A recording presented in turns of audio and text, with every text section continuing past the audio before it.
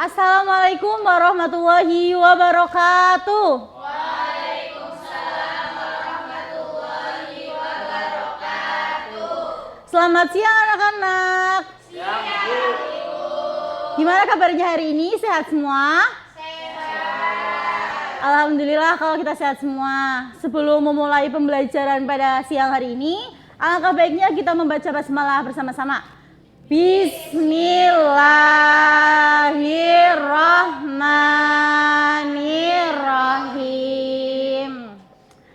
Baik, Ibu absen terlebih dahulu. Kira-kira sudah pada berangkat semua atau ada yang izin? Oke, nihil ya, dipertahankan anak-anak. Oke, sekarang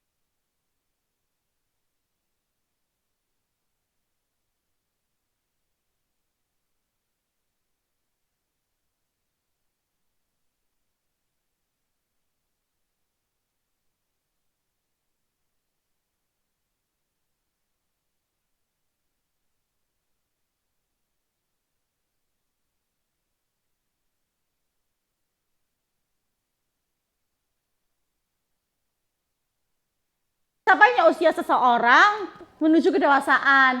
Jadi seseorang itu dikatakan sudah balik, itu sudah dewasa, entah itu dari perilaku ataupun pikirannya. Sampai sini ada yang ingin ditanyakan anak-anak? Tidak. Mbak Meli.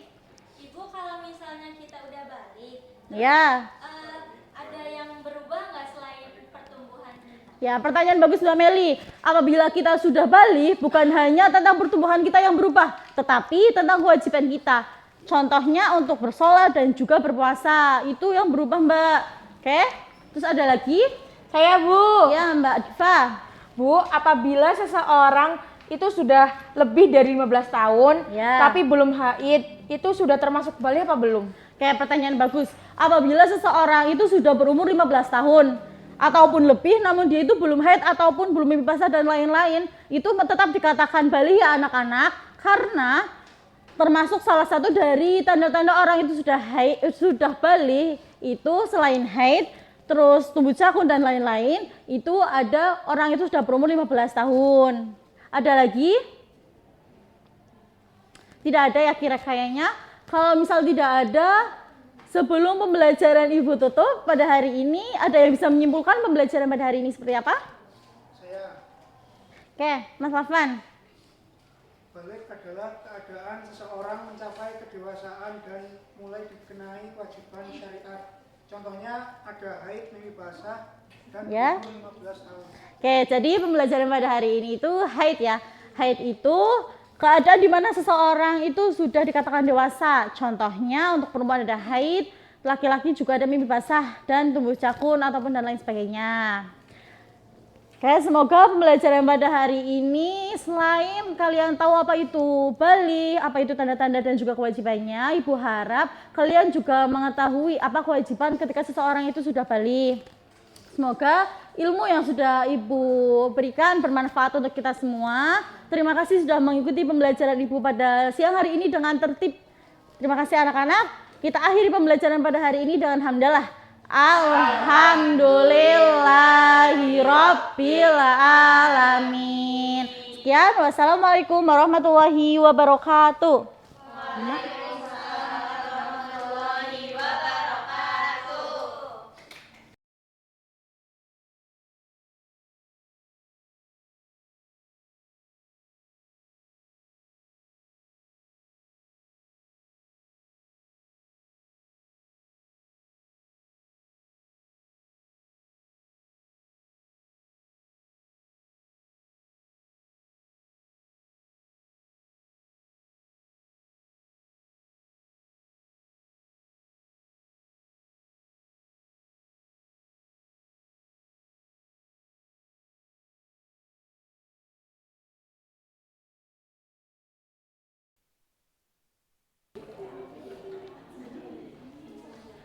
Assalamualaikum warahmatullahi wabarakatuh. Waalaikumsalam warahmatullahi wabarakatuh. Bagaimana kabarnya hari ini anak-anak? Hari ini berangkat semua? Ada yang sakit. Oh, semoga teman kita yang sakit itu semoga diberi kesembuhan dan bisa mengikuti pelajaran seperti biasa. Sebelum Ibu mulai pelajaran pada pagi hari ini, Ibu akan memimpin doa dengan kepercayaan masing-masing. Berdoa mulai. Bismillahirrahmanirrahim. Nah, pada kali hari ini kita akan mempelajari apa itu? Menghindari pergaulan bebas dan zina untuk melindungi harkat dan martabat manusia. Nah, coba anak-anak amati dua gambar ini. Nah, di gambar pertama itu ada remaja belajar bersama, sholat berjamaah, dan berteman dengan baik. Dan yang kedua, ada remaja pesta merokok atau pergaulan yang mengarah pada perilaku negatif. Dari kedua gambar ini, yang menurut kalian itu pergaulan yang baik itu yang mana? Kenapa nomor 1? Karena menunjukkan pergaulan yang baik, Bu, nomor 1. Ada pendapat lain? Karena kita harus memilih teman yang baik, Bu. Masya Allah, itu sangat terjawab ya, sangat bagus. Jadi kalau yang kedua ini itu perbuatan yang negatif. Jadi kita harus hindari perbuatan ini. Selanjutnya,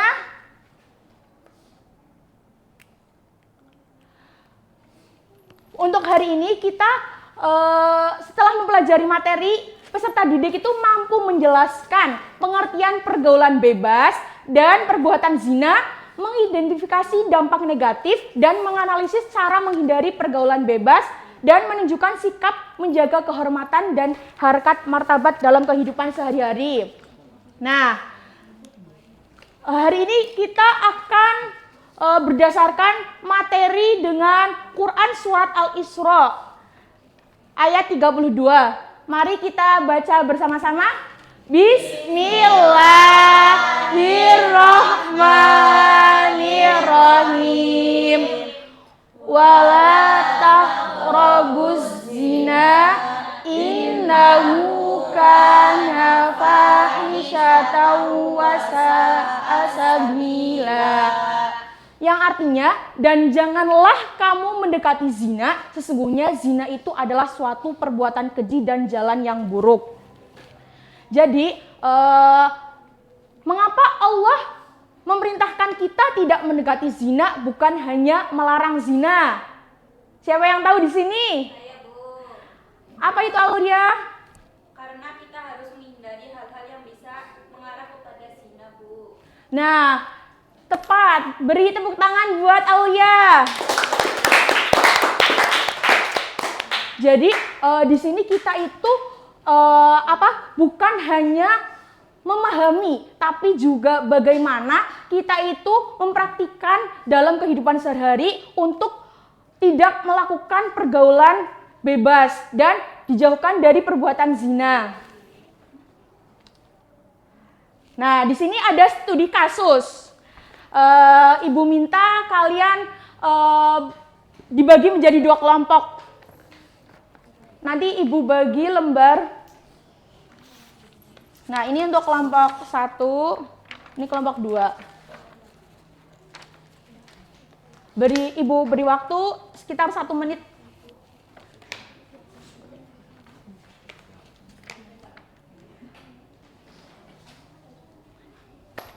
Udah ada yang selesai? Gimana kelompok 1? Ada yang susah?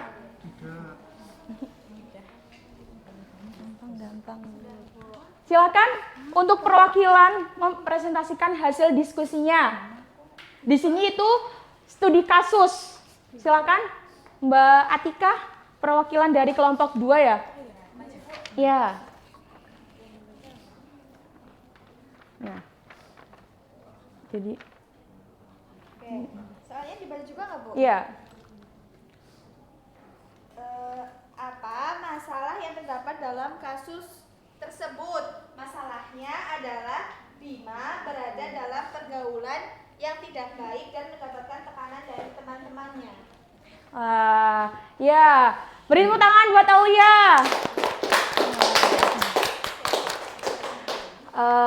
Jawabannya sangat tepat ya untuk diskusinya. Jadi Bima itu diajak teman-temannya menghadiri pesta hingga larut malam. Tapi di pesta tersebut terdapat minuman keras dan pergaulan yang tidak sesuai dengan ajaran Islam. Sebagian temannya menganggap hal tersebut sebagai sesuatu yang biasa agar dianggap gaul. Tapi Bima ini tuh bingung. Kayak gitu loh. Jadi apakah mau mengikuti apa kata temannya atau dia itu tidak mengikuti. Dari sini paham teman-teman? Jadi cara menjaga harkat dan martabat manusia itu memilih teman yang baik, menjaga pergaulan sesuai ajaran Islam, sholat 5 waktu, menghindari perbuatan yang mendekati zina, dan mengisi waktu dengan kegiatan positif, meningkatkan keimanan dan ketakwaan kepada Allah.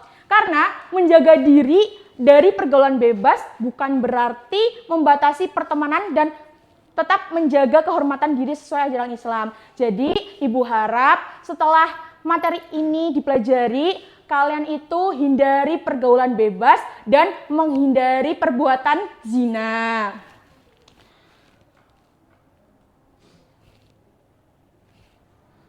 Jadi kesimpulannya, pergaulan bebas bertentangan dengan ajaran Islam. Islam itu melarang mendekati zina, pergaulan bebas berdampak buruk, dan menjaga iman, memilih teman yang baik, dan menggunakan media sosial secara bijak membantu menjaga kehormatan diri. Mungkin cukup sekian materi pada pagi hari ini. Ibu harap kalian bisa bisa diamalkan, tidak melakukan pergaulan bebas dan perbuatan zina. Kurang lebihnya mohon maaf. Ibu akhiri, wabillahi taufiq wal hidayah. Wassalamualaikum warahmatullahi wabarakatuh.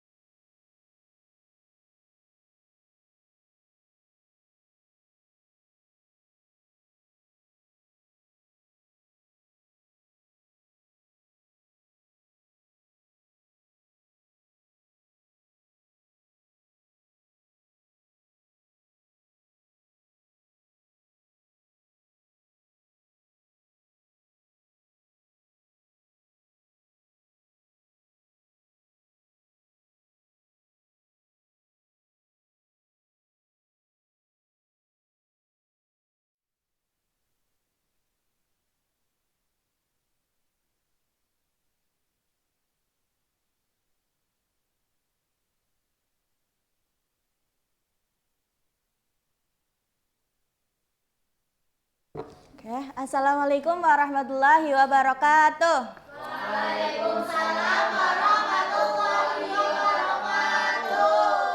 Oke, selamat siang anak-anak. Siang.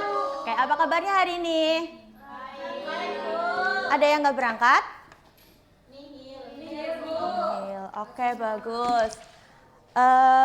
Coba dibaca. Siang hari ini kita bakal belajar tentang apa? Menghindari perkelahian, belajar minuman keras dan narkoba. Oke, semangat banget ya. Coba nih, nanti kita bakal belajar tentang apa itu perkelahian antar pelajar, terus juga tentang narkoba dan juga minuman keras. Kalian tahu nggak apa itu minuman keras? Nggak tahu. Ya, minuman yang haram, betul. Terus kalau narkoba tahu nggak itu apa? Kok itu ngobrol sendiri ya? Ngobrol sendiri ya, coba deh. Ada yang bisa jelasin nggak apa itu narkoba? Kepanjangannya apa? Narkotika, psikotropika, dan bahan adiktif lainnya. Oke, betul. Nah, selanjutnya, jadi kita itu bakal belajar tentang apa itu perkelahian antar pelajar. Nah, kayaknya Ibu lihat sekarang itu kan banyak banget nih anak-anak yang pada tawuran kayak gitu. Apalagi kalian sekarang kan anak SMA ya. Jangan terbawa sama pergaulan-pergaulan seperti itu. Kalian harus mencari lingkungan yang baik. Karena narkoba itu, narkoba terus perkelahian, minuman keras itu hukumnya itu haram dalam Islam. Karena di Al-Quran, Quran Surat Al-Anbiya ayat 107 itu apapun yang menggunakan kekerasan itu dilarang karena tidak baik dalam Islam. Terus dalam hadis riwayat Ahmad dan Abu Dawud itu juga minuman keras itu dilarang. Arti dari hadisnya seperti ini, setiap yang memabukkan adalah homer dan setiap homer adalah yang diharamkan. Seperti itu ya, bisa dipahami ya. Nah, kalau narkoba itu juga ada hadisnya, riwayat Abu Dawud. Nah, itu juga hukumnya haram. Sekarang Ibu bagi kalian jadi 3 kelompok. Nah, setiap kelompok nanti studi kasusnya itu sama. Nanti kalian jawab dari pertanyaan yang ada di sini.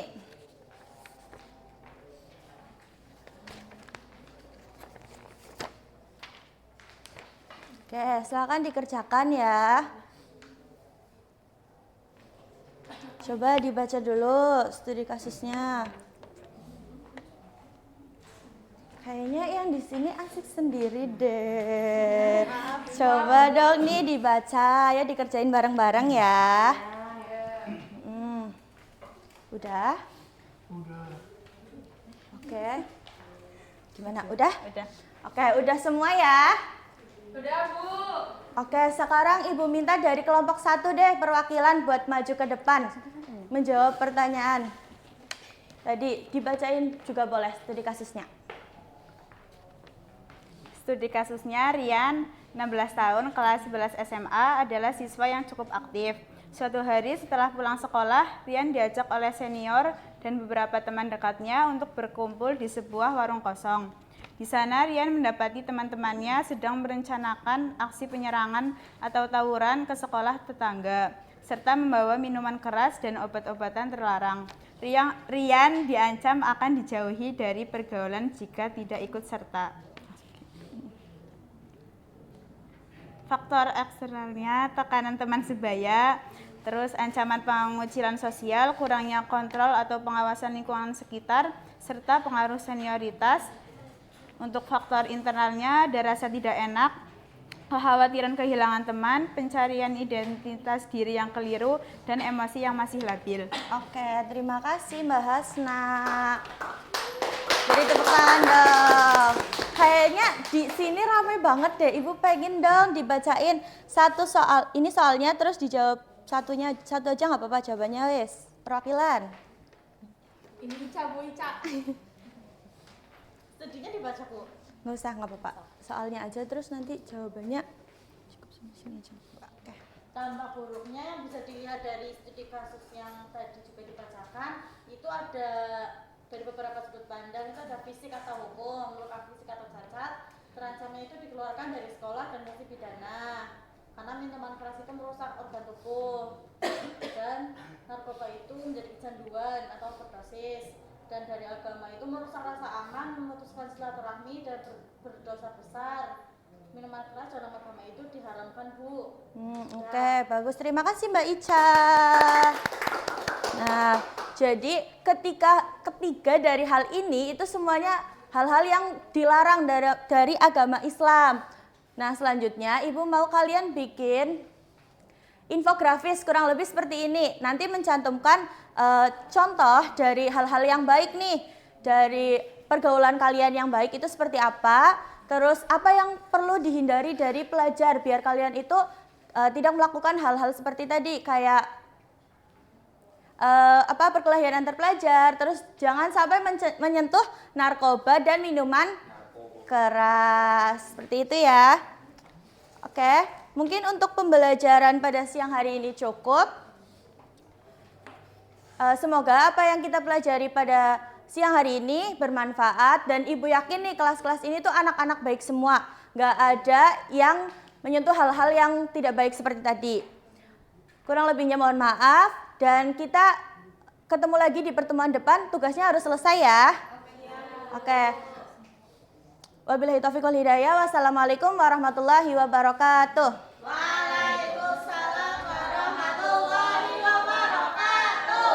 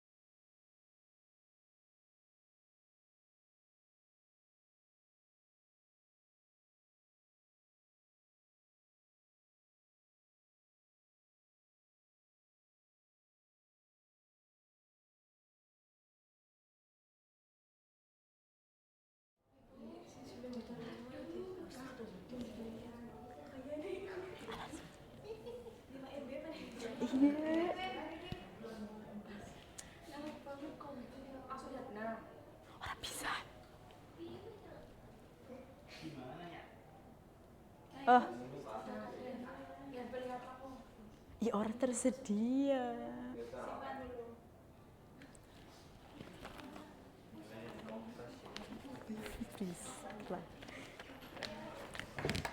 Assalamualaikum warahmatullahi wabarakatuh. Waalaikumsalam warahmatullahi wabarakatuh. Gimana nih kabar kalian hari ini?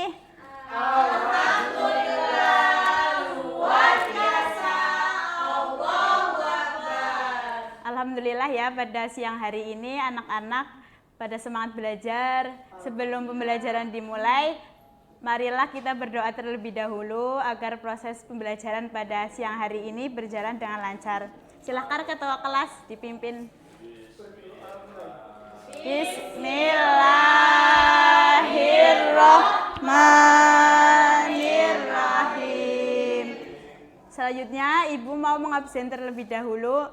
Hadir semua nggak hari ini? Hadir. Ya alhamdulillah hadir semua ya. Sebelum masuk ke materi, Ibu mau bertanya dulu nih. Ketika ada fenomena gerhana matahari atau gerhana bulan,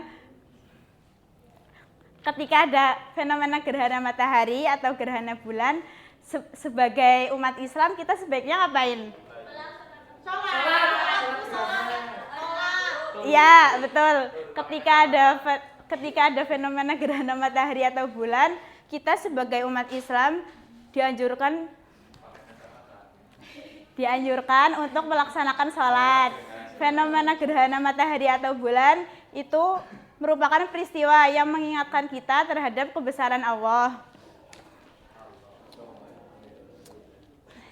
Apa kena?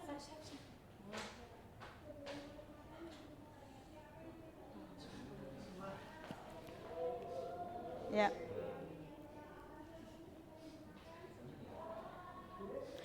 Jadi hari ini tuh kita akan belajar tentang materi tata cara sholat gerhana.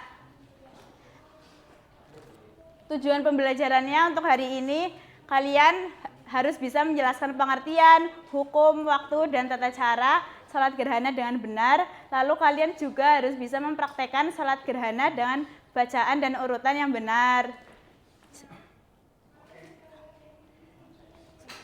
Hari ini kita akan mempelajari dari pengertian, hukum, waktu, dan tata cara sholat gerhana. Yang pertama ada pengertian. Sholat gerhana itu sholat yang dikerjakan, sholat sunnah yang dikerjakan oleh umat Islam ketika terjadi gerhana matahari atau gerhana bulan.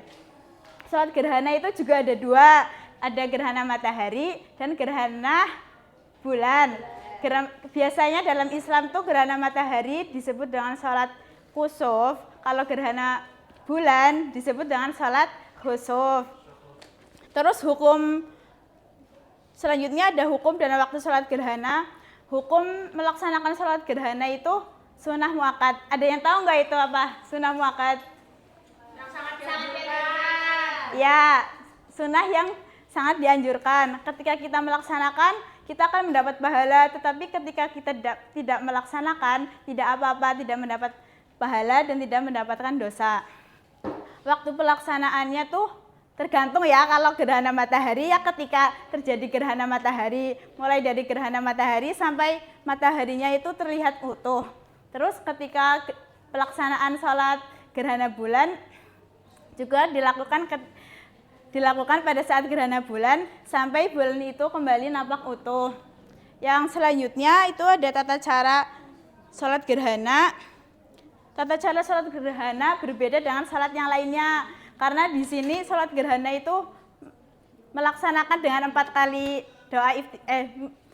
kali membaca surat Al-Fatihah, terus membaca 4 kali dengan 4 kali ruku dan dengan 4 kali sujud. Yang pertama ada niat ya, niat untuk sholat gerhana bulan dengan sholat gerhana matahari itu berbeda. Coba silahkan anak-anak membaca niat sholat gerhana bulan. Bismillahirrahmanirrahim.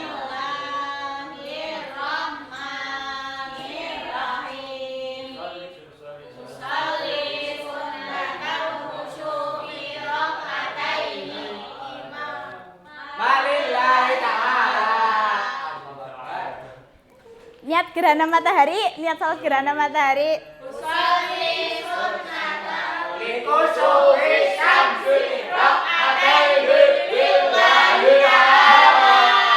Ya, setelah niat, lalu kita takbiratul ihram. Setelah takbiratul ihram kita membaca doa iftitah, lalu membaca surat Al-Fatihah. Kalau sholat gerhana matahari itu bacaannya sir, kalau sholat gerhana bulan bacaannya jahri atau keras.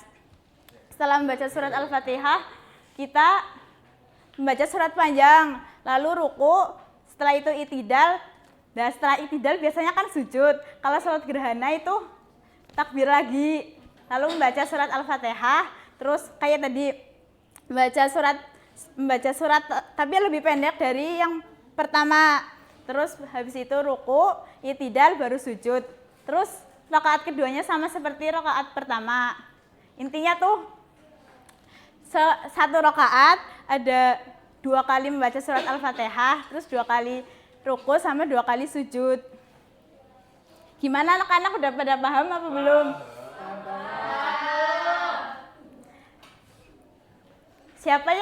Siapa yang mau menyimpulkan dari penjelasan Ibu tadi? Ya. Sholat gerhana yaitu sholat sunnah yang dikerjakan umat Islam ketika terjadi gerhana matahari atau bulan. Intinya sunnah muakkad dan pelaksanaannya sholat ketika menjadi gerhana matahari atau bulan. Ya, jadi sholat gerhana itu sholat sholat sunnah yang dikerjakan oleh umat Islam dengan 2 rakaat. Udah ya, materi hari ini udah cukup sampai sini. Kurang lebihnya mohon maaf. Wabillahi taufiq wal hidayah. Wassalamualaikum warahmatullahi wabarakatuh.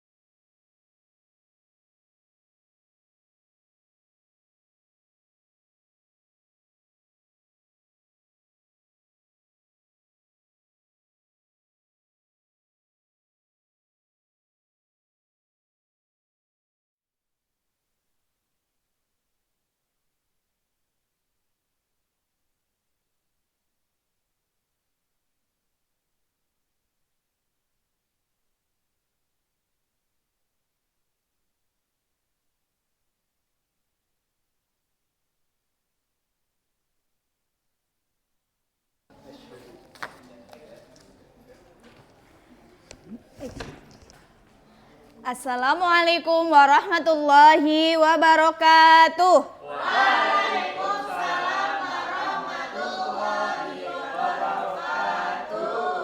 Apa kabar anak-anak?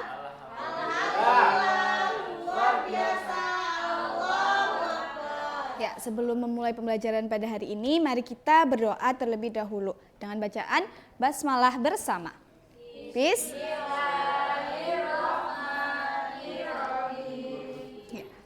Adakah yang tidak berangkat hari ini? Berangkat semua. Oke. Anak-anak ini kelas ini rajin ya?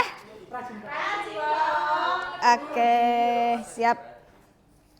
Baik, sebelum memasuki ke pembelajaran, jadi Ibu mau bertanya terlebih dahulu.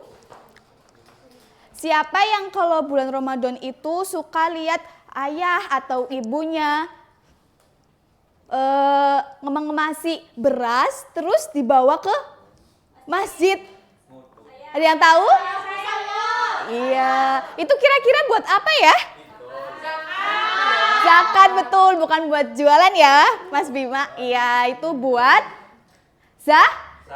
zakat, betul. Zakat itu kan ada dua, zakat mal dan juga zakat fitrah. Nah, pada siang hari ini kita akan belajar terkait dengan zakat fitrah. Ada yang tahu apa itu zakat fitrah?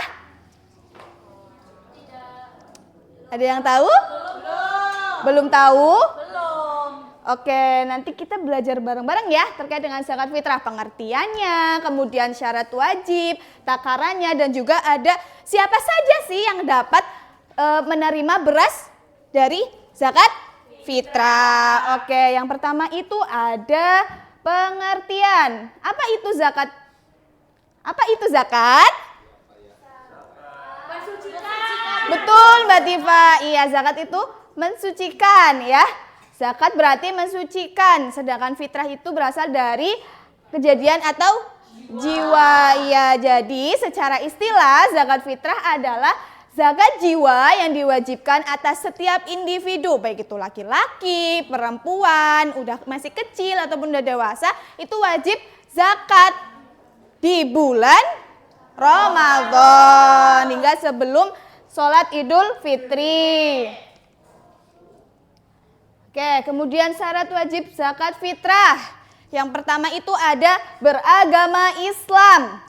Jadi kalau orang Islam wajib zakat fitrah di bulan Ramadan, betul. Kemudian yang kedua itu menemui 2 waktu. Maksudnya apa? Jadi menemui 2 waktu itu kita itu menemui yang namanya bulan Ramadan, kemudian awal bulan Syawal. Jadi kalau ada bayi yang baru lahir itu pas bulan Ramadan, besoknya kan udah lebaran nih, itu wajib zakat, seperti itu. Kemudian yang ketiga ada memiliki kelebihan harta. Maksudnya kita itu punya kecukupan harta, kita bisa makan ya, kebutuhan sehari-hari itu terpenuhi, maka kita wajib untuk zakat fitrah. Kemudian takaran zakat fitrah kalau di Indonesia itu 2,5 kg atau 3,5 liter beras per individu atau perorangan. Apakah bisa dibayar dengan uang? Bisa. Betul sekali, bisa. Kalau misalkan nggak ada beras nih, adanya aku cuman uang. Nah, uangnya berapa? Ya sesuai dengan kalau beras 2,5 kg itu berapa jika diuangkan, maka segitulah zakatnya. Kemudian siapa saja penerima zakat? Itu ada 8. Ada berapa anak-anak? 8. Betul, yang pertama itu ada fakir. Yang kedua ada miskin. Apakah fakir dengan miskin beda? Beda. Ada yang tahu perbedaannya? Oke, Mbak Eka silahkan. Fakir itu orang yang nggak punya pekerjaan, Iya. kebutuhan. Kalau orang miskin itu orang yang punya pekerjaan tapi masih belum bisa memenuhi kebutuhan sehari-hari. Ya, betul sekali. Secara simpelnya kayak gitu ya. Kalau misalkan fakir itu orang yang nggak punya kerjaan, jadi kebutuhannya kan tidak terpenuhi. Sedangkan miskin, orang itu punya pekerjaan, tetapi dengan pekerjaan itu kebutuhannya masih belum bisa terpenuhi. Kemudian yang ketiga ada amil atau petugas zakat. Jadi kalau misalkan kalian ngurusin zakat, kalau udah gede nih ngurusin zakat, kalian bisa dapat zakat tersebut, berhak untuk mendapatkannya. Kemudian mu'alaf. Ada yang tahu mu'alaf itu apa? Orang baru masuk Islam. Iya betul, orang yang baru masuk Islam maka berhak untuk mendapatkan zakat fitrah. Kemudian yang kelima ada rikob atau hamba sahaya atau kasarannya itu budak. Kemudian ada ghorimin, orang yang terlilit hutang, fisabilillah atau orang yang sedang berdakwah di jalan Allah. Kemudian ibnu sabil itu musafir. Oke. Selanjutnya untuk mengetahui pemahaman kalian silahkan kerjakan soal ini ya. Ke belakang ya. Oke. Ibu kasih waktu 30 menit.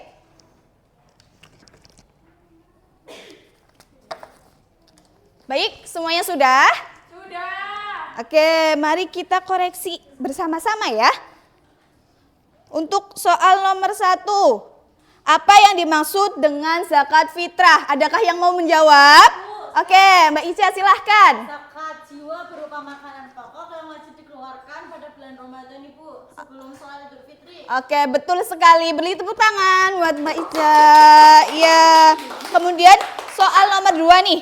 Sebutkan 3 syarat wajib seorang dikeluarkannya zakat fitrah. Cukup 3 saja. Ada yang mau menjawab? Oke, silakan Mbak. Beragama Islam itu pada bulan Ramadan. Mm-mm. Pembelian makanan untuk diri dan keluarganya pada malam dan hari Idul Fitri. Iya, betul sekali. Beri tepuk tangan. Oke, semuanya sudah paham ya terkait zakat fitrah? Ya, zakat fitrah itu dilakukan ketika di bulan Ramadan, wajib bagi setiap muslim. Baik, Ibu harap pembelajaran kali ini bisa bermanfaat buat anak-anak semua, bisa diterapkan dalam kehidupan sehari-hari. Cukup sekian dari Ibu. Wassalamualaikum warahmatullahi wabarakatuh.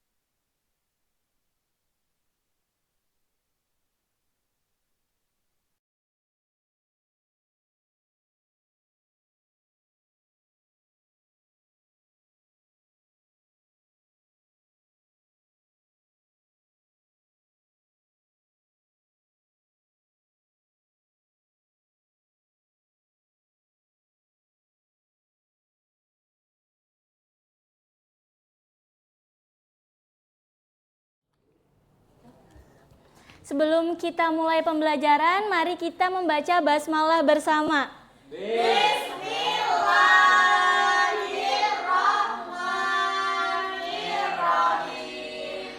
Oke, selamat siang anak-anak. Siang, Bu. Coba dilihat temennya, ada yang nggak berangkat nggak? Berangkat semua. Oke. Pada minggu lalu kita sudah belajar tentang iman kepada malaikat-malaikat Allah. Ada yang masih ingat ada berapa malaikat yang wajib kita ketahui?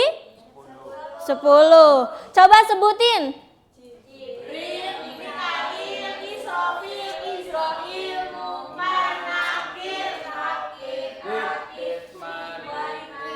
Oke, bagus kalian masih pada ingat ya.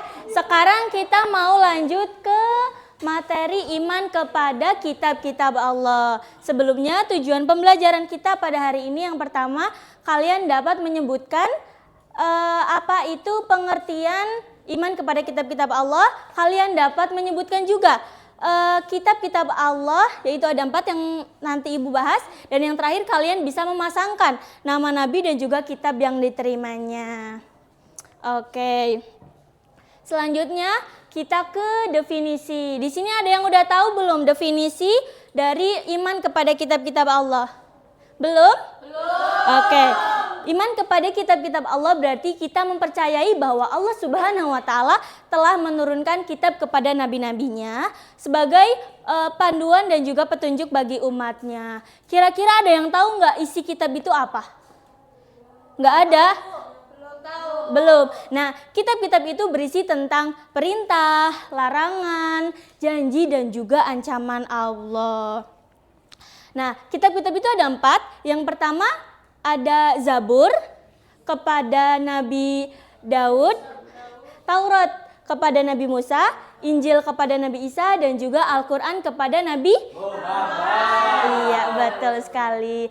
Oke, biar kalian lebih ingat dan juga paham sama kitab dan juga Nabi yang menerimanya, kita nyanyi dulu bareng-bareng, oke?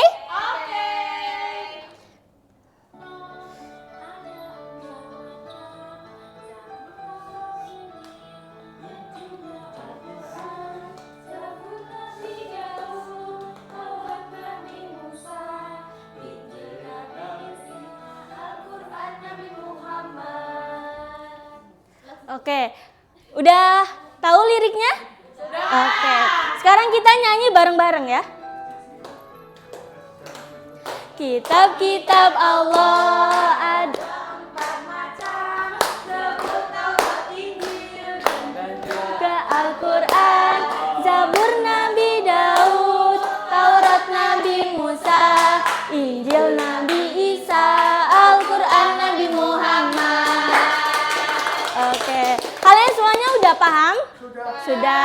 Coba Ibu tes lagi. Zabur Nabi siapa? Daud. Taurat? Musa. Injil? Isa. Al-Quran? Muhammad. Oke, Ibu mau ngetes kalian nih. Nanti Ibu minta setiap baris, kan ada 4 nih, maju satu-satu buat memasangkan, bikin garis dari kitab dan juga Nabi yang menerimanya. Boleh dari sini dulu, silakan.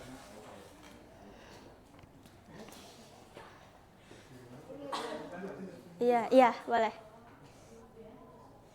Oke, bagus. Terima kasih. Cepet, Al-Quran Muhammad.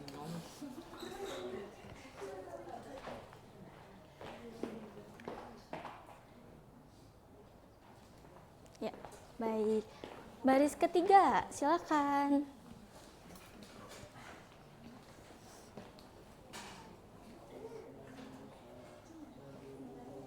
Oke, makasih. Silakan.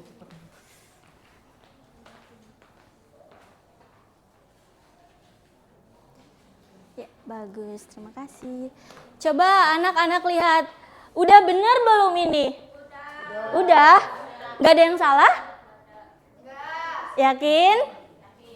Iya, betul sekali. Jadi kitab-kitab ini ada 4 dan ini juga nama-nama Nabi yang menerimanya. Baik, sebelum Ibu tutup pembelajaran kita hari ini, ada yang mau menyimpulkan terlebih dahulu? Saya. Silakan. Kesimpulannya, hari ini kita belajar tentang iman kepada kitab-kitab Allah. Ada 4 kitab, yaitu yang pertama Taurat, yang kedua Zabur, yang ketiga Injil, dan yang keempat Al-Quran. Iya, baik. Jadi hari ini kita telah belajar tentang pengertian kitab-kitab Allah dan juga kitab-kitab Allah sendiri yang diturunkan, yang ada 4 itu. Ada Zabur, Taurat, Injil, dan juga Al-Quran. Nah, kita sebagai umat Islam sudah seharusnya mengamalkan dan juga rajin membaca Al-Quran. Kalian rajin membaca Al-Quran tidak? Masya Allah. Hari ini sudah berapa juz? 15, 2. Oke, bagus. Tepuk tangan dulu buat anak-anak kelas 3. Masya Allah, pinter banget. Oke. Mungkin pembelajaran Ibu hari ini telah selesai. Mari kita tutup dengan membaca hamdalah bersama. Alhamdulillahirabbil alamin. Baik, Ibu tutup. Sekian. Wassalamualaikum warahmatullahi wabarakatuh.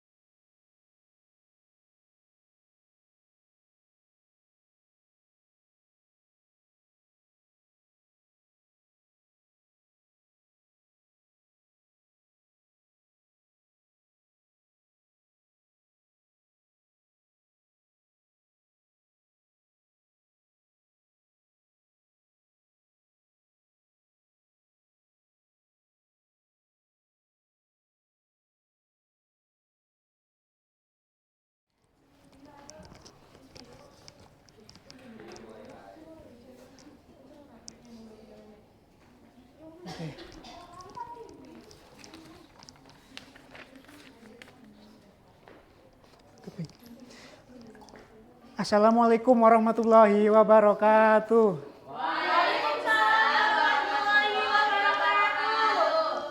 Selamat siang anak-anak. Bagaimana kabarnya hari ini?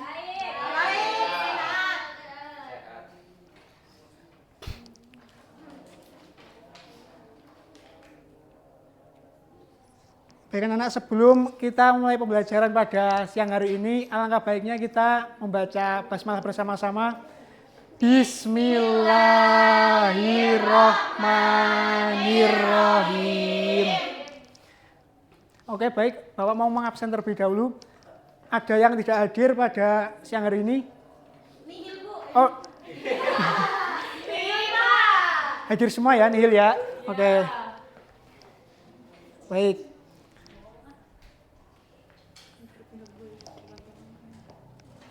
Baik anak-anak, sekarang kita akan belajar mengenai jenis-jenis takdir Allah.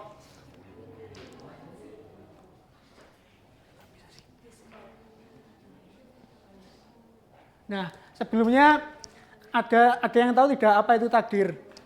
Tidak, Pak. Oh. Takdir Allah Subhanahu wa taala itu adalah ketetapan Allah Subhanahu wa taala terhadap seluruh makhluknya. Nah, takdir itu dibagi menjadi dua macam, yaitu takdir mubram dan takdir mu'alaq. Nah, yang pertama takdir mubram. Takdir mubram itu artinya itu pasti, tidak dapat diubah. Takdir mubram itu adalah ketetapan Allah Subhanahu wa taala yang pasti terjadi sesuai dengan ketetapannya.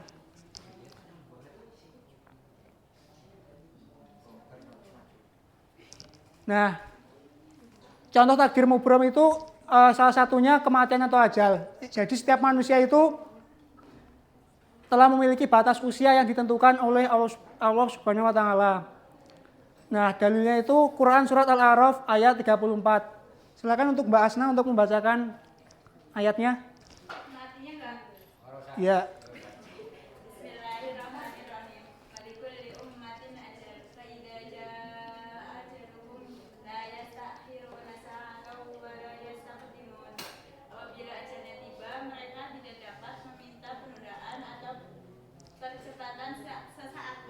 Baik, terima kasih Mbak Asna.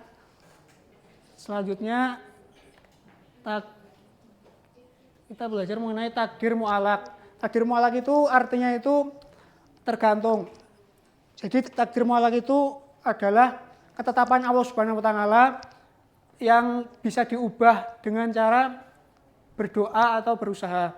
Contohnya, ketika kita ingin mendapatkan nilai yang baik, kita harus belajar. atau ketika kita sedang sakit, kita harus berusaha dengan cara berobat.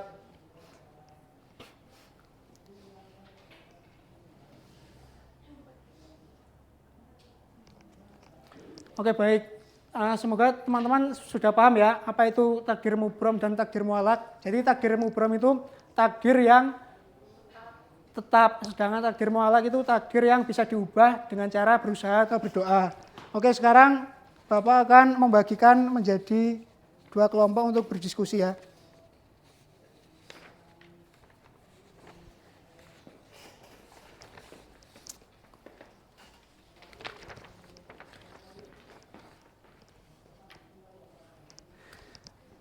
Dan nantinya anak-anak untuk menentukan mana yang termasuk takdir mubrom dan mana yang termasuk takdir mualak.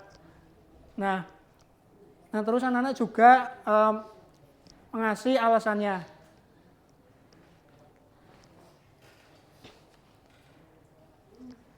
Gimana kelompok 1? Ada yang kesulitan nggak? Sudah, Pak. Oh ya. Kelompok 2? Aman Pak, aman. Kelompok sini. Oh, kelompok sini gitu. Mantap.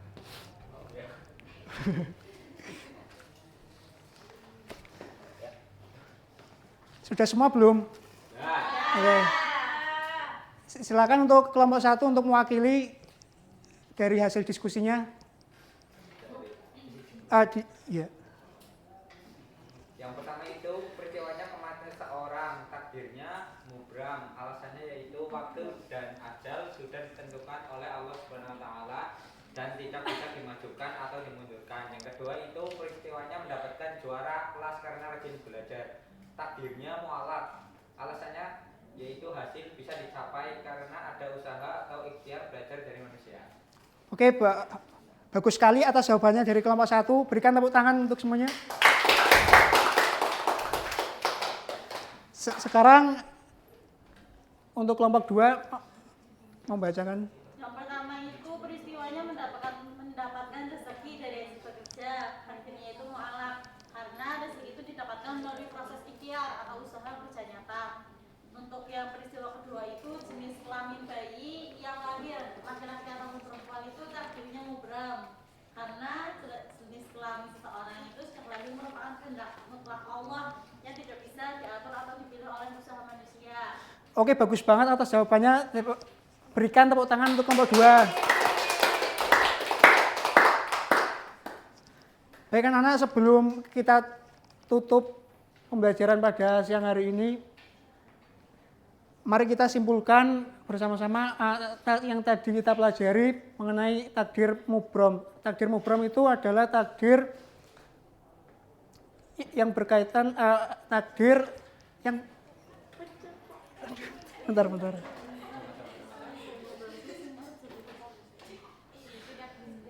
Takdir mubrom itu berarti takdir yang tetap, sedangkan takdir mualak itu takdir yang bisa diubah dengan berusaha. Oke, mari kita tutup dengan membaca hamdalah bersama-sama. Alhamdulillahirabbil alamin. Sekian, wassalamualaikum warahmatullahi wabarakatuh.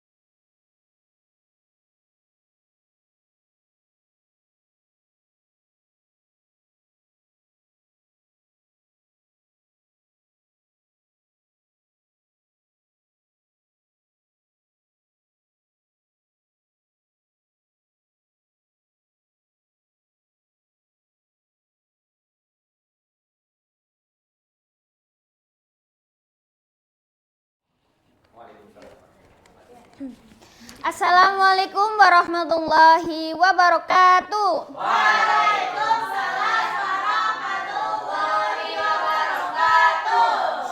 Selamat siang anak-anak. Siang, Bu. Apa kabar hari ini? Alhamdulillah baik sekali. Alhamdulillah ya. Ibu mau apa ya? Mau mengecek kehadiran terlebih dahulu. Apa anak-anak berangkat semua? Ada yang sakit, Bu. Siapa ya? Gitu. Bisa. Oh, Risa, Bu, sakit. ya semoga cepat sembuh. Sebelum memulai pembelajaran, alangkah baiknya kita berdoa terlebih dahulu. Berdoa bersama-sama. Berdoa dimulai.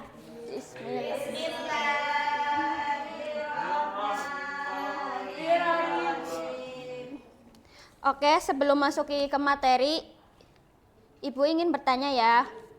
Kalian senang gak sih kalau ada yang berbicara sopan kepada kita? Terus kalau ada teman kita mengejek kita atau berkata kasar itu perasaannya gimana?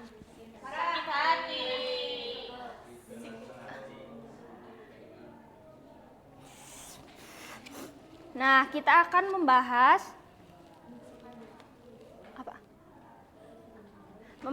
materi indahnya etika pergaulan dan komunikasi Islam.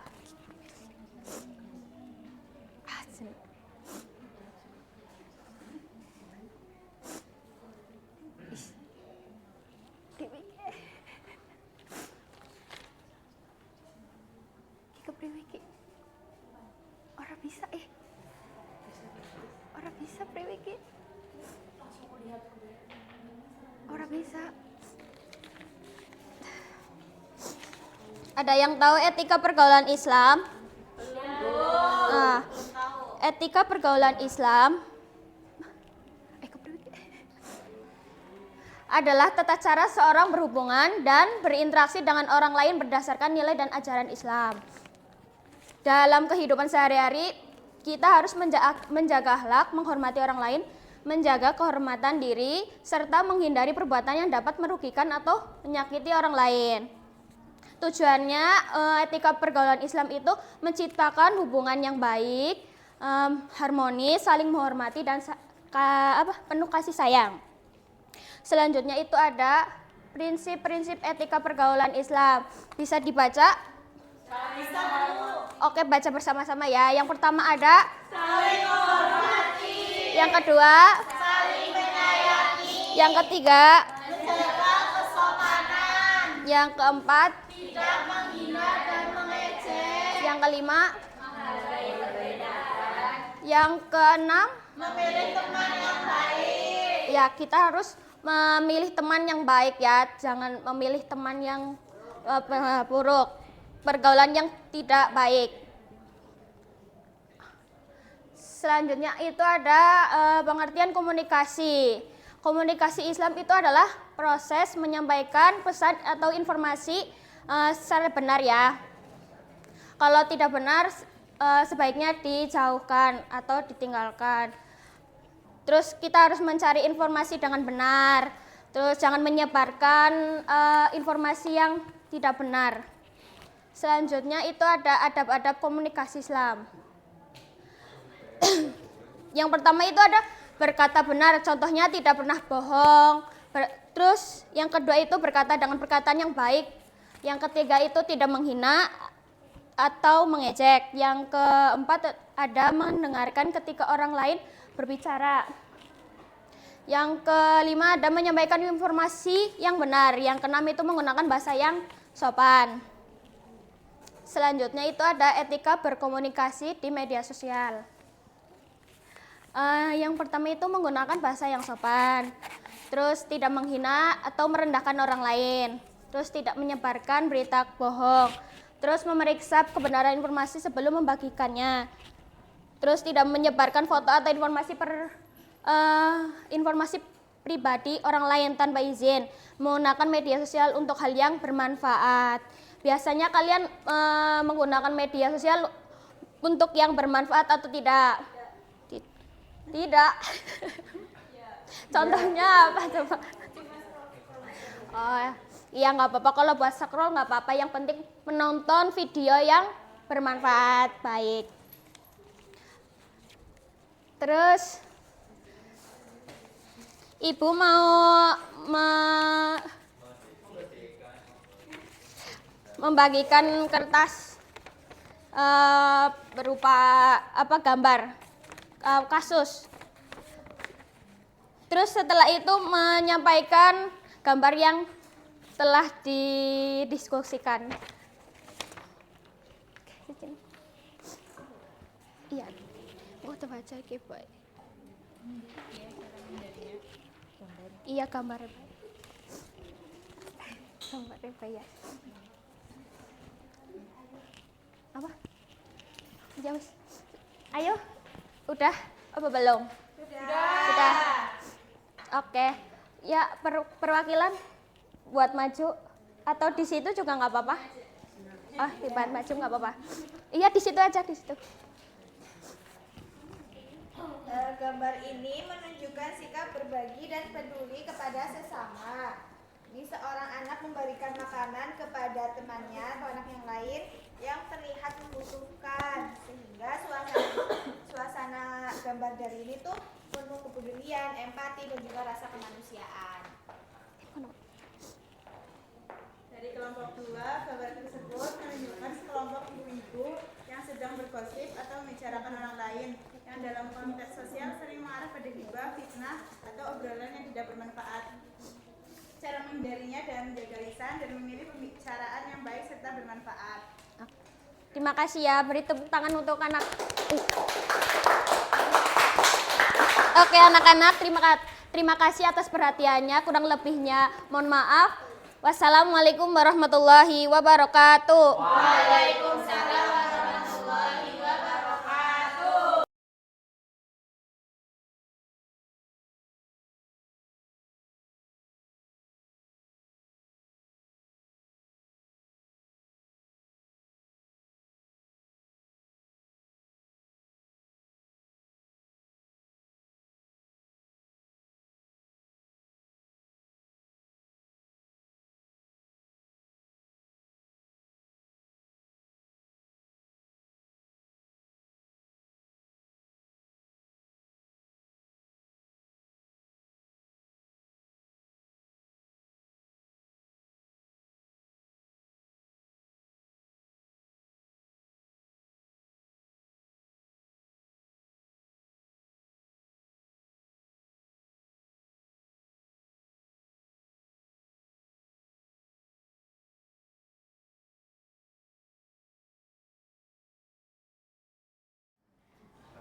Halo, assalamualaikum warahmatullahi wabarakatuh. Waalaikumsalam warahmatullahi wabarakatuh. Bagaimana kabarnya hari ini anak-anak? Alhamdulillah. Sehat semua ya? Oke, sehat semua. Nah, sebelum kita memulai pembelajaran hari ini, alangkah baiknya kita berdoa terlebih dahulu. Berdoa dimulai. Bismillahirrahmanirrahim. Oke, nah sekarang sebelum Ibu lanjut pembelajarannya, Ibu mau tanya nih, misalnya nih, ada anak yang marah-marah sama temannya di kelas. Itu gimana perasaan anaknya? Perasaannya gimana? Sedih. Terus sakit hati. Iya betul, sedih, sakit hati perasaannya. Nah sekarang kita akan belajar tentang materi marah atau dinamakan dengan ghadab. Nah, ada yang tahu ghadab itu apa? Belum? Belum tahu. Belum. Iya, ghadab itu marah. Betul. Pintar banget. Iya betul, godop adalah sifat mudah marah karena merasa tidak senang dengan perkataan atau perbuatan orang lain. Nah, jika tidak dikendalikan, amarah itu dapat membuat kita melakukan hal-hal yang hal-hal yang buruk. Nah, lawan dari godop itu adalah ridho. Ridho itu apa? Menerima. Iya betul, menerima dengan senang hati, dan alhim atau yaitu sikap tenang serta tidak mudah marah. Nah, contoh perilaku godop itu apa aja sih Bu? Contohnya yang pertama, membentak teman ketika merasa tersinggung. Yang kedua, marah secara berlebihan ketika ditegur. Yang ketiga, berkata-kata kasar. Yang keempat yaitu apa ya? Melampiaskan kemarahan kepada orang lain. Dan yang kelima adalah merusak atau melempar barang ketika sedang marah. Nah, coba perhatikan anak-anak. Jadi ngeblur Bu. Nah, jadi itu marah itu dapat diibaratkan seperti api.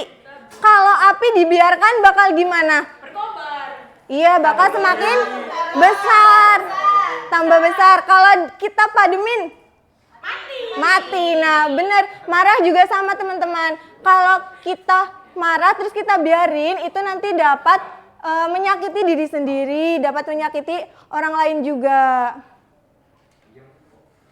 Nah, terus nih kalau misalnya lagi kerja kelompok, terus ada yang tidak ikut, terus kalian marah, kalian harus gimana? Ada yang tahu? Ya, boleh silakan. Tidak langsung marah, kemudian menerima permintaan maafnya dan mengingatkannya dengan baik untuk menyelesaikan tugasnya. Iya, betul sekali. Kasih tepuk tangannya teman-teman.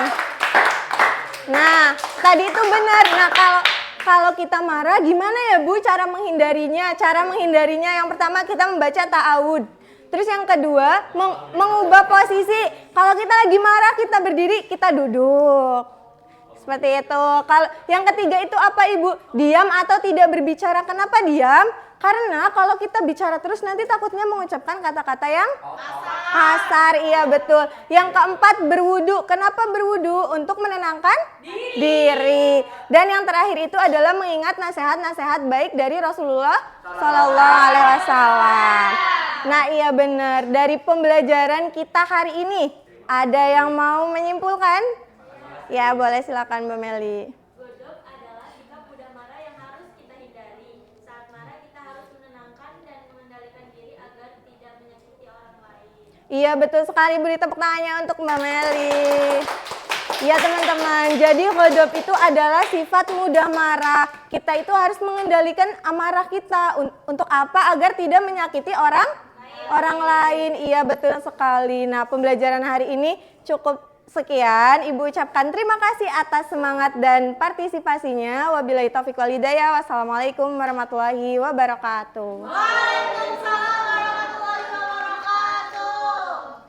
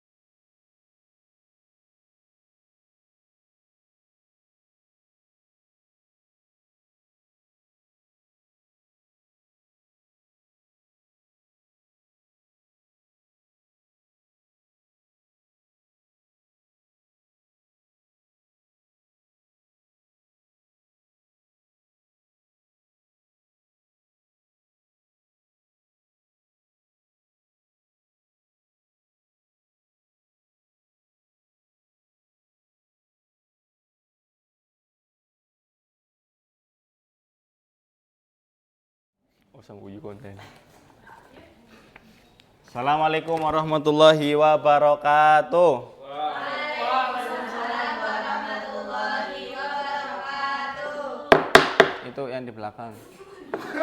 Jawab salam biar semangat. Assalamualaikum warahmatullahi wabarakatuh. Waalaikumsalam warahmatullahi wabarakatuh. Oke, Semuanya sehat? Alhamdulillah. Ada yang nggak masuk? Itu siapa yang nggak masuk? Oh, Bima. Bima kemana? Nggak tahu. Oh, Alfa berarti ya? Oh, Soko. Nanti dibilangin ketua kelasnya ya, Mas Hamdan. Oke, sebelum masuk ke pelajaran, Bapak mau tanya dulu, ketika ada tetangganya kalian yang meninggal, kita sebagai umat muslim harus ngapain? Menyolati, Pak. Tasya, terus habis itu memandikan dan mensolat. Oke, pada kesempatan kali ini kita akan belajar mengenai tata cara sholat jenazah. Nah, tujuannya apa ketika kita belajar sholat jenazah? Agar kita bisa mempraktikannya dan mengetahui tata caranya dengan baik dan benar. Oke. Yang pertama, pengertiannya. Pengertian sholat jenazah adalah sholat fardu yang dikerjakan tanpa adanya ruku, sujud maupun tasya, dan dikerjakan dengan 4 rakaat. Hukumnya apa, Pak? Hukumnya fardu kifayah. Kenapa fardu kifayah? Bagi masyarakat sekitarnya ada yang tahu? Nah, apa sebenarnya? Iya, oke, betul sekali. Ini ada video, nanti dilihat. Apain bae lah.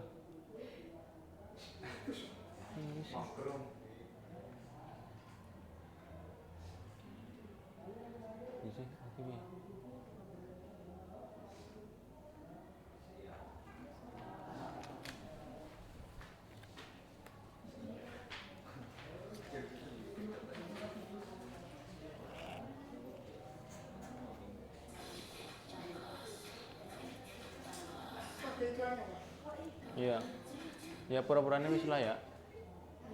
Ya kayak gitu videonya ya.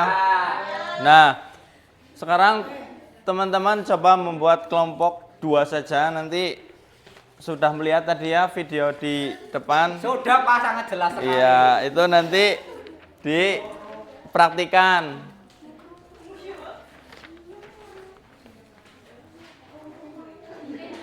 Sudah? Ada yang kebingungan? Apa-apain baik. Ini sudah. Ya, sudah. Mau praktek sholat awal.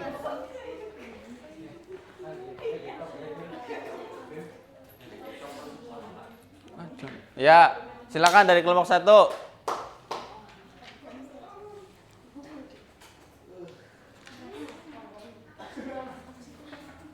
Ya, berdiri aja di tempat, praktikin tadi yang sudah ditampilkan videonya.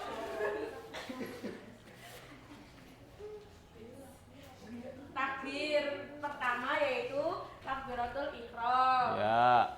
Niat dan takbir kedua salawat Nabi, takbir ketiga itu doa untuk jenazah, takbir keempat doa keselamatan. Coba dipraktikan. Tadi kan udah diliatin videonya.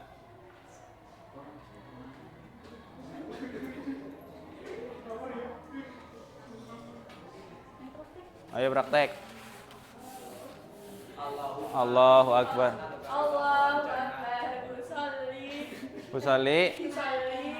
Hadil maitati. Arba'a takbiratin. Fardal kifayati lillahi ta'ala. Oke. Bismillahirrahmanirrahim. Alhamdulillahirabbil alamin. Ila akhirih. Oke, terus lanjut rakaat ketiga. Allahu Akbar. Allahumma sholli ala sayyidina Muhammad wa ala ali sayyidina Muhammad. Oke, Allahu Akbar. Allahumma firlahu warhamhu wa'afihi wa'fu anhu. Allahu Akbar. Allahumma la tahrimna ajrahu. Oke, cukup. Tepuk tangan buat kelompok 1. Lanjut kelompok 2. Yo. Langsung praktik tadi kayak kelompok 1. Nawaitu sholli. Yang benar. Allah usolli. Usolli. Ayo usolli hadal mayyiti arba'a Takbiratin fardu kifayatin. Kifayah fardu lillahi ta'ala. Allahu Allahu Akbar. Allahumma sholli ala Muhammad wa ala Al-Fatihah dulu. Bismillahirrahmanirrahim. Alhamdulillahirabbil alamin. Ila akhiri. Terus rakaat kedua. Bismillahirrahmanirrahim. Allahumma sholli ala Muhammad wa ala ali sayyidina Muhammad. Terus Allahu Akbar. Allahu Akbar. Allahumma la tahrimna ajrahu ila akhiri. Ya, terus Allahumma la tahrimna Allahumma la tahrimna ajrahu wa la tafsina wa la batahu. tahrimna ba'dahu wa fir lana wa lahu. Oke, terus Assalamualaikum warahmatullahi wabarakatuh. tangannya. Oh iya. Oke, tepuk tangan buat kelompok 2. Oke, jadi teman-teman sudah belajar bahwa kita belajar tata cara sholat jenazah. Yang pertama ada niat. Niatnya bagaimana?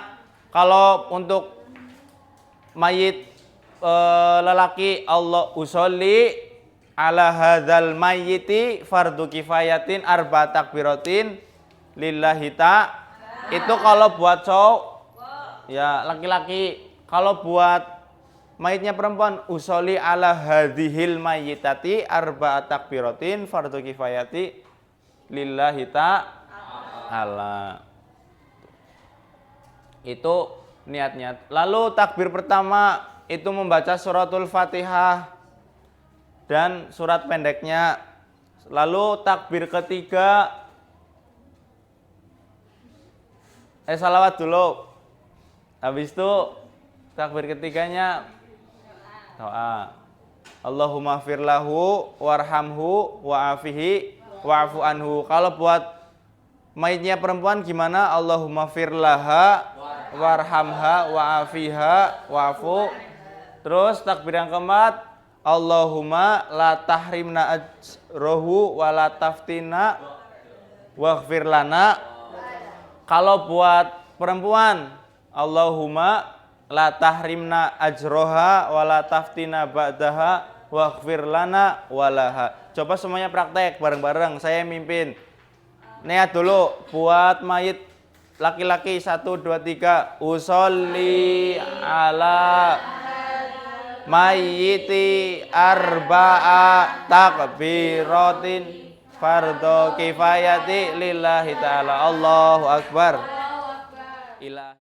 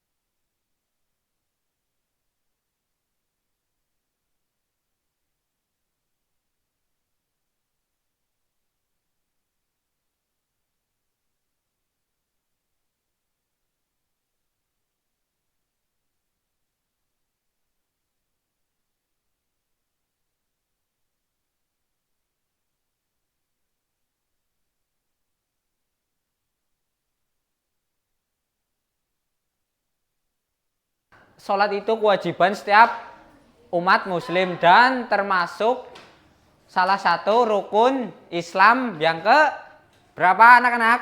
Yang ke 2. Baik. Di sini yaitu yang pertama kita akan belajar tentang tata cara sholat Jumat. Yang pertama itu ada persiapan sebelum sholat Jumat. Persiapannya yaitu mandi Jumat. Yang kedua itu memakai pakaian bersih dan rapi. Selanjutnya yaitu memakai wangi-wangian. Yang ketiga itu berangkat lebih awal. Nah, yang B itu ada pelaksanaan sholat Jumat. Yang pertama itu niat sebelum Jumat dalam hati. Yang kedua itu mendengarkan khutbah pertama. Yang ketiga itu sholat 2 rakaat, imam yang memimpin. Yang keempat itu duduk di antara 2 khutbah. Yang kelima mendengarkan khutbah kedua. Yang keenam itu berdoa untuk diri sendiri dan umat muslim. Yang ketujuh itu sholat 2 rakaat, imam memimpinnya. Yang kedelapan itu salam. Nah, yang selanjutnya itu ada tata cara sholat duha. Waktu pelaksanaan sholat duha yaitu dimulai setelah matahari terbit setinggi ombak sampai menjelang waktu zuhur. Tata caranya gimana? Yaitu yang pertama itu niat, yang kedua itu takbiratul ihram, yang ketiga membaca doa iftitah, yang keempat itu membaca Al-Fatihah, yang kelima itu membaca surat pendek, yang keenam ruku, yang ketujuh itidal, yang kedelapan sujud, yang kesembilan itu duduk di antara 2 sujud, yang kesepuluh itu duduk di antara 2 sujud, yang ke-11 itu sujud kedua, yang ke-12 itu berdiri untuk rakaat kedua, yang ke-12 itu membaca Al-Fatihah, yang ke-13 itu ruku, yang ke-14 itu i'tidal, yang ke-15 itu sujud, yang ke-16 itu duduk di antara 2 sujud, yang ke-17 itu sujud kedua. Nah, jumlah rakaat dari sholat duha berapa anak-anak, ada yang tahu? Ya, 2 sampai maksimal itu 12 rakaat. Dikerjakan 2 rakaat. Nah, yang ketiga itu ada tata cara pelaksanaan sholat tahajud. Waktunya yaitu dilakukan pada malam hari setelah tidur, sebaik-baiknya di sepertiga malam terakhir. Nah, yang selanjutnya itu tata caranya. Yang pertama itu niat dalam hati, yang kedua takbiratul ihram, membaca doa iftitah, yang keempat itu membuka Al-Fatihah, yang kelima ruku, yang keenam itu i'tidal, yang ketujuh itu sujud, yang kedelapan duduk di antara 2 sujud, yang kesembilan itu duduk di antara 2 sujud, yang kesepuluh itu duduk kedua, yang ke-11 itu berdiri untuk rakaat berikutnya. Nah, setelah 2 rakaat atau witir, gerakannya yaitu tata caranya yang pertama itu tahiyat akhir, yang kedua salam ke kanan, yang ketiga salam ke kiri, dan yang keempat itu berdoa dan memohon ampunan. Apa saja keutamaan dari sholat tahajud? Yang pertama itu diangkat derajatnya oleh Allah Subhanahu wa taala, yang kedua itu diampuni dosa-dosanya, yang ketiga itu dikabulkan doa, yang keempat itu hati menjadi tenang dan dekat dengan Allah. Nah, setelah kita mempelajari sholat Jumat, duha, dan tahajud, apakah anak-anak ada yang ingin ditanyakan sampai di sini? Tidak ada? Oh, baik. Selanjutnya, Bapak ingin membagi hidup menjadi 2 kelompok, yaitu tentang materi yang tadi, mengenal sholat tahajud, Jumat, duha, dan tahajud. Yang sudah Bapak jelaskan, jawabannya sudah tersedia di sini. Silakan dikerjakan.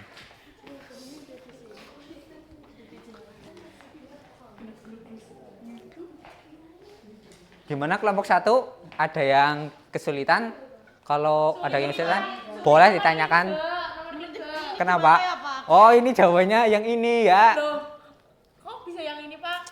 Ya kan karena pertanyaannya harus sesuai dengan jawabannya. Tapi ini kan ada yang kembar, Pak. A sama C. Ya nggak apa-apa, dipilih salah satu aja. Kalau boleh mah dua-duanya nggak apa-apa. Gimana kelompok 2? Ada yang kesulitan? Tidak, gampang banget. Oh. Ya masing-masing dari kelompok 1 dan 2 untuk mempresentasikan hasil diskusinya. Monggo. Jawabannya nomor 1 karena dibacakan soalnya dan jawabannya di situ aja nggak apa-apa. Yang pertama itu sholat Jumat wajib dilaksanakan secara berjamaah dan meningkatkan kewajiban sholat. Jawabannya itu B Pak, zuhur. Terus yang kedua, yang bukan termasuk syarat wajib sholat Jumat adalah jawabannya itu D. Sedang dalam perjalanan jauh atau musafir. Ya cukup. Betul teman-teman. Tepuk tangan. Baik, sebelum menutup pelajaran, Bapak dan akan mengevaluasi hasil dari pembelajaran yang tadi. Sholat Jumat itu dilaksanakan pada kapan anak-anak? Ya, hari Jumat. Dan hukumnya apa itu? Wajib. Ya, bagi orang laki-laki. Ya, yang kedua itu sholat duha. Waktu pelaksanaannya kapan itu anak-anak? Pagi. Ya, dimulai setelah matahari terbit setinggi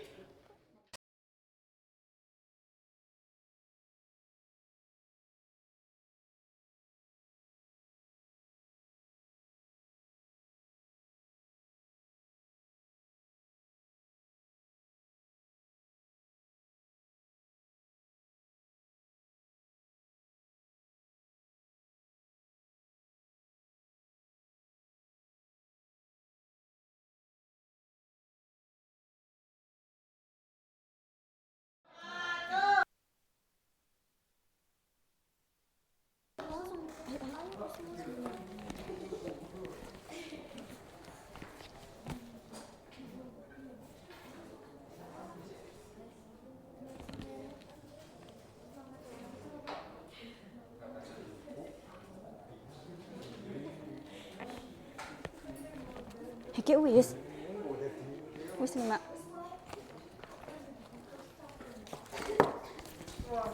Assalamualaikum warahmatullahi wabarakatuh. Waalaikumsalam warahmatullahi wabarakatuh. Sebelum kita memulai pelajaran, alangkah baiknya kita membaca basmalah terlebih dahulu.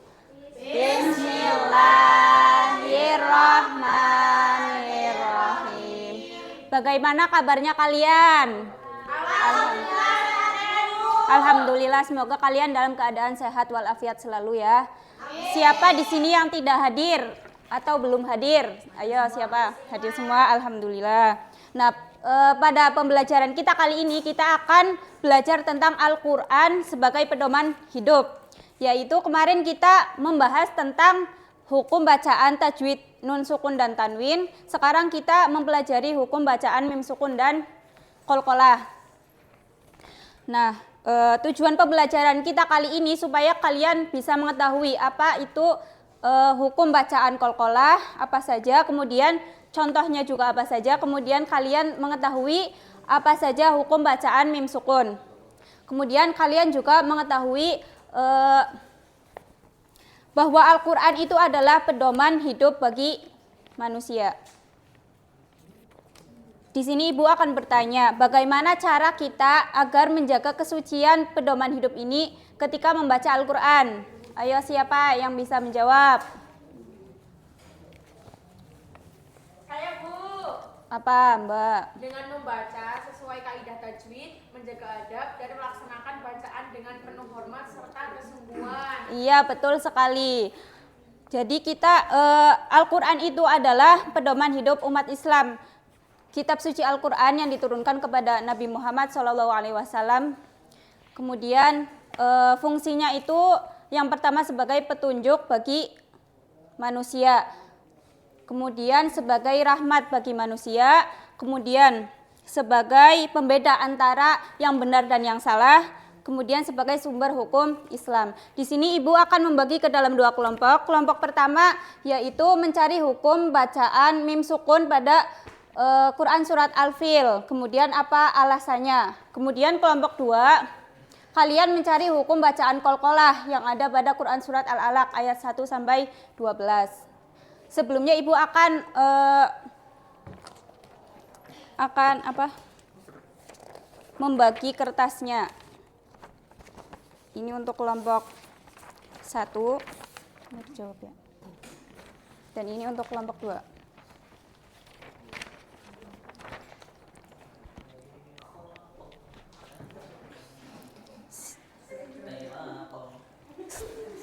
Sebelumnya kalian sudah tahu apa saja hukum bacaan qalqalah? Ada berapa?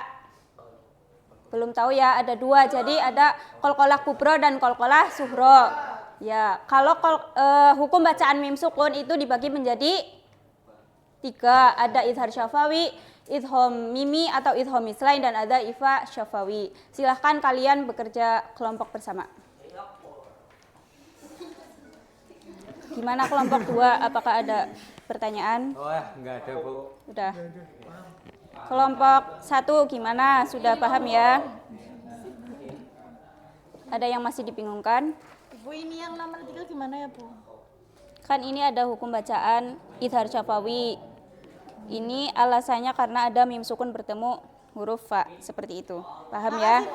Oke, silakan kelompok 1 untuk mempresentasikan hasil diskusinya. Ya, silakan. Ayat-ayat yang ditemukan awam yang buku bacaan mim sukun itu idhar syafawi, huruf yang terkena hukum itu mim dan ba. Ya. Karena ada mim sukun bertemu ba. Ya, Yang terus kedua itu wis. Oke, kita beri tepuk tangan untuk kelompok 2 ya. Kemudian kelompok 2 silahkan mempresentasikan, Mas. Pertama itu ayat yang ditemukan alladzi khalaqa. Hukum bacaan mim sukun qalqalah kubro, huruf yang terkena hukum qaf. Alasan penjelasan ada huruf qaf di akhir kata. Iya, bagus sekali, kita beri tepuk tangan untuk kelompok 2 dan kelompok 1. Nah, jadi membaca Al-Qur'an itu adalah ibadah yang bernilai pahala sangat besar. Coba Ibu mau bertanya, jika kita membaca Al-Qur'an tetapi tidak menerapkan ilmu tajwid itu bagaimana? Silahkan, Mbak. Makna ayat disebutkan bacaan menjadi kurang jelas dan kita kehilangan nilai penghormatan terhadap Al-Quran. Iya, bagus sekali. Kita beri tepuk tangan untuk Mbaknya. Jadi Ibu ada sedikit motivasi untuk kalian. Jadi Al-Quran itu adalah ibarat seperti lampu di malam yang gelap, di jalan yang gelap. Ketika kita membaca Al-Quran dengan benar, kemudian dengan kita menerapkannya dalam kehidupan sehari-hari, hidup kita akan menjadi lebih terarah dan lebih terang, seperti itu. Mungkin cukup sekian pembelajaran kita pada hari ini. Semoga bermanfaat, semoga kalian bisa menerapkan tajwid ketika membaca Al-Quran. Sekian, wassalamualaikum warahmatullahi wabarakatuh.